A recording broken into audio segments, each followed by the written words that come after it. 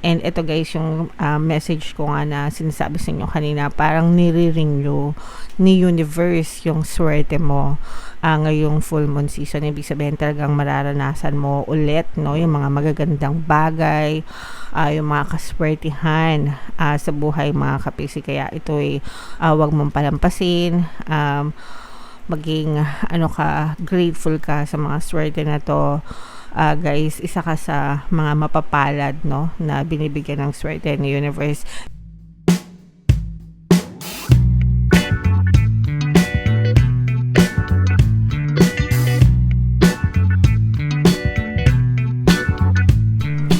Hello guys, hello Cancer, welcome back to Pinoy Pixie Tarot.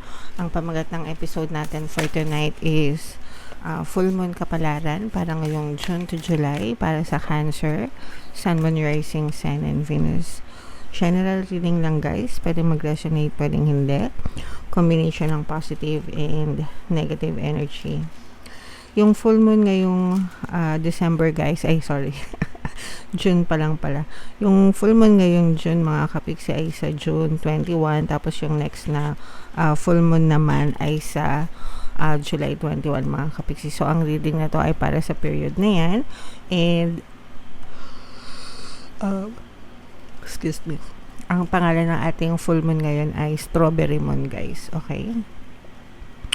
So, tamang-tama ang kulay ng strawberry. Ito yung full moon message sa inyo guys. Look at the bigger picture mga kapiksi. Okay?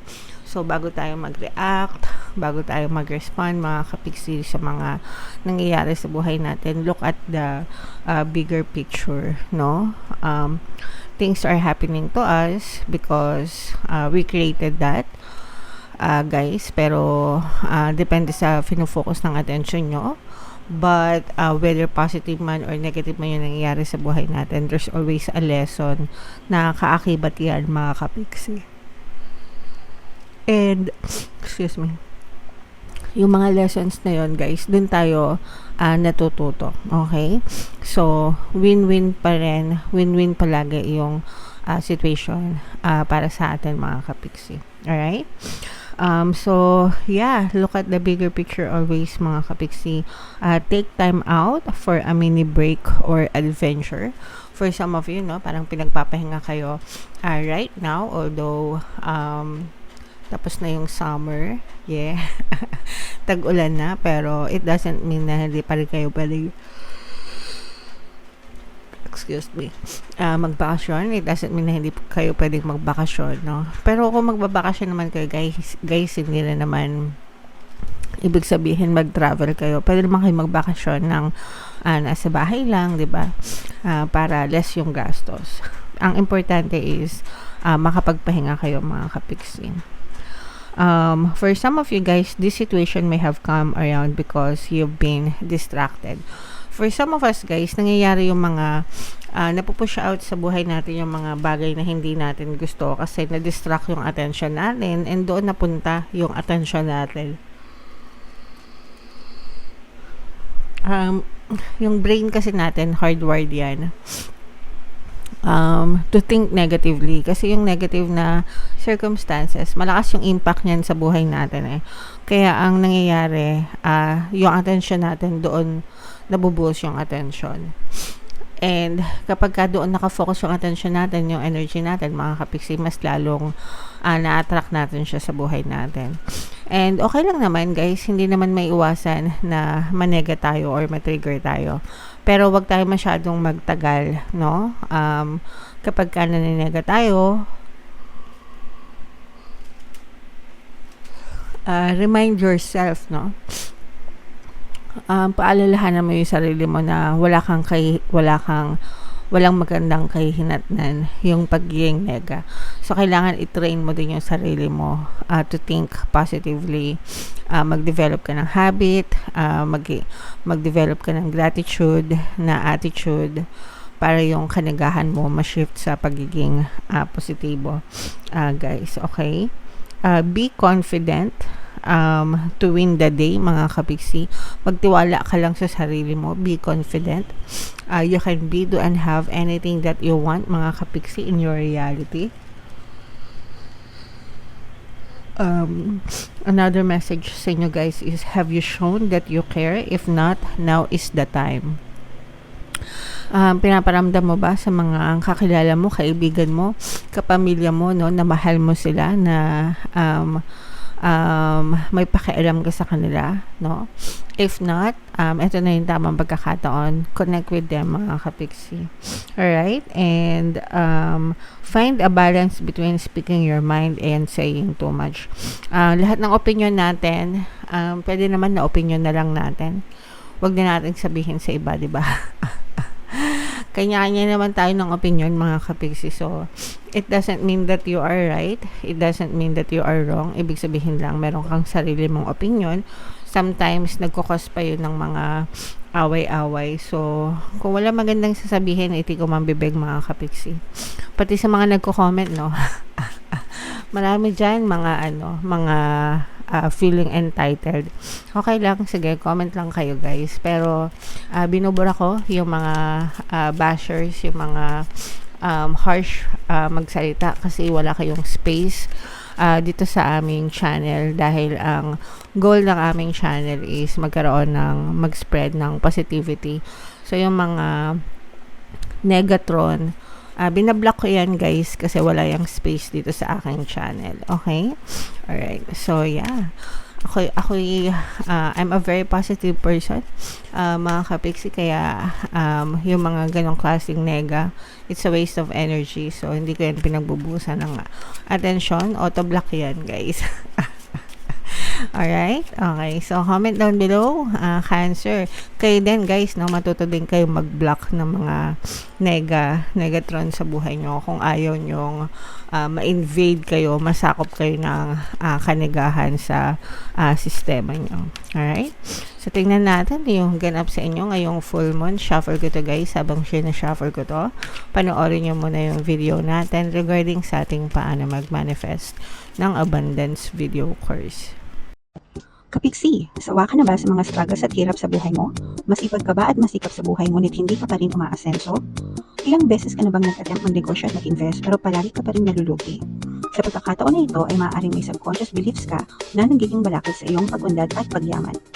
Introducing, paano mag-manifest ng abundance video course. Dito ay matututunan mo ma-overcome ang mga balakid mo para tuluyan ka ng umunlad, umasenso, sumagana, maging matagumpay, successful at maswerte sa iyong kabuhayan, pera, trabaho, negosyo sa lapi at kaperahan ng bonggang-bongga. Dali, mag-send na ng email sa pinoypixie@gmail.com at simulan na ang iyong pagyaman ngayon. Alright. So, sa lahat ng gusto mag-avail ng course, guys, 20% discount tayo until June 30. Avail nyo na, guys. Sobrang laki ng discount. Sobrang ganda ng course. And meron din tayong bagong course, guys, paano mawala ang third party at magkaroon ng harmonious na relationship. Para mawala yung mga kabit-kabit sa mga relationship nyo, guys. 30% discount naman tayo until June 30. So, i-avail nyo na, mga kapiksi. Alright, grabe, Cancer. Sobrang happy birthday sa inyo. Ito ang inyong birthday season. Pero grabe, sobrang positive ng reading nyo. Cancer, kayo represent ng King of Cups. Ito yung ating moon energy. Swerte, mga kapiksi. Meron din tayong another presence ng water signs dito, Cancer, Pisces, Scorpio. For some of you, pwedeng may ganyan din kayo sa inyong natal chart, guys. Pero sobrang bibigyan kayo ng panibagong chance ni universe. Parang guys, parang nire-renew ni universe yung swerte nyo, mga kapiksi, sa inyong buhay. Kung hindi pa kayo nakakaranas ng swerte, mga kapiksi, or kung feeling nyo minamalas kayo, guys, pakinggan nyo yung bagong subliminal natin, Pantaboy ng Malas, Pang-akit ng Swerte, no? Para talagang ma-experience nyo yung kaswertehan sa buhay nyo. Pinapakinggan ko din yan, guys. Guys, lahat ng subliminals natin, pinapakinggan ko, okay? Especially yung pampaswerte. So, sobrang effective, guys. Sobrang ganda ng impact sa buhay ko. So, sana kayo din. Kaya ako nga yan sinishare sa inyo kasi gusto ko rin swertehin kayo kagaya ng nangyayari sa buhay ko. And, yung panibagong subliminal natin, guys, sobrang ganda nun. pakinggan nyo as in. And ito guys, yung message ko nga na sinasabi sa inyo kanina, parang nire-ring nyo ni universe yung swerte mo ngayong full moon season. Ibig sabihin talagang mararanasan mo ulit, no, yung mga magagandang bagay, yung mga kaswertihan sa buhay, mga kapiksi. Kaya ito ay wag mong palampasin, maging grateful ka sa mga swerte na to. Guys, isa ka sa mga mapapalad, no, na binibigyan ng swerte ni universe, especially sa relationship. Hindi lang sa relationship guys, no, even in money, pero more on relationship. Nakikita natin na parang binibigyan ka ng chance ni universe na maging maswerte ulit sa relationship mo, guys. So ayusin nyo yan. For some of you, maaari kang makatanggap ng confession from a loved one, mga kapiksi. Okay, kung meron kang partner o specific person, parang mas mararamdaman mo na tumitibay yung bonding nyo. Maaari kayo magkaroon ng celebration, and ganun din sa family, mga kapiksi. Pero for some of you, parang feeling ko merong magko-confess, no, parang this person will take care of you. Parang gusto niyang alagaan ka, ingatan ka, ganyan. So, nararamdaman natin dito yung tender love and care nitong specific person na to, mga kapiksi. Wow! So, dreams are coming true, wishes are coming true. Sa mga magba-birthday ng Cancer, guys, make sure na yung mga wishes nyo, no, talagang yun yung gusto ng puso nyo, because your wishes will be granted, mga kapiksi. These are new beginnings para sa inyo.